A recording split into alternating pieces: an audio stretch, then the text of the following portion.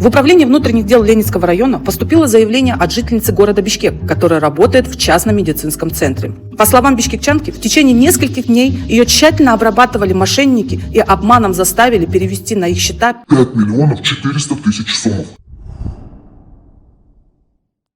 В 10 утра ей по WhatsApp позвонил неизвестный номер, который представился главврачом медцентра, где работает заявитель. По предварительным данным, преступники подделали голос ее руководителя, используя искусственный интеллект, из-за чего женщина и поверила им. Вы спросите, как они смогли это сделать? Ответ прост. По данным милиции, кибермошенники используют социальную инженерию. Возможно, человек где-то давал интервью или активно ведет соцсети. Оттуда преступники получили голос. Но вернемся к нашей истории. Лже-главврач сообщил, что в отношении заявительницы возбудили уголовное дело в ГКМБ, и ей должны оттуда позвонить. И ей буквально через 5 минут поступил звонок от сотрудника ГКМБ, который представился майором спецслужб. Он обвинил медика в том, что она финансирует террористические организации.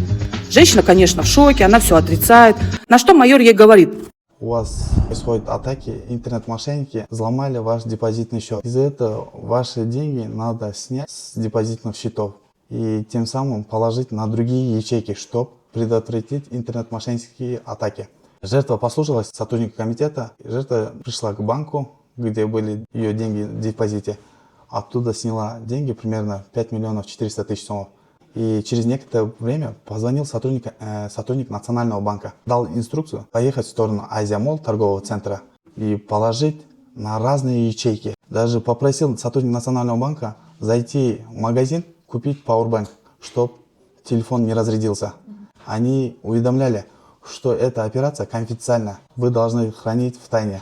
А счета принадлежат нашим гражданам, точнее дроперам, которые продали свои банковские карты. И теперь им грозит уголовное наказание. Интернет-мошенники в основном разговаривают на русском языке. Вы можете на своем родном языке переговорить, ответить, они сразу вас заблокируют, интернет-мошенники. На заметку вам сказать, уважаемые граждане, гости столицы, не продавайте свои онлайн-банкинги, также карты пластиковые, также сим-карты. За это влечет уголовная ответственность по 209 прим. 1 Уголовного кодекса.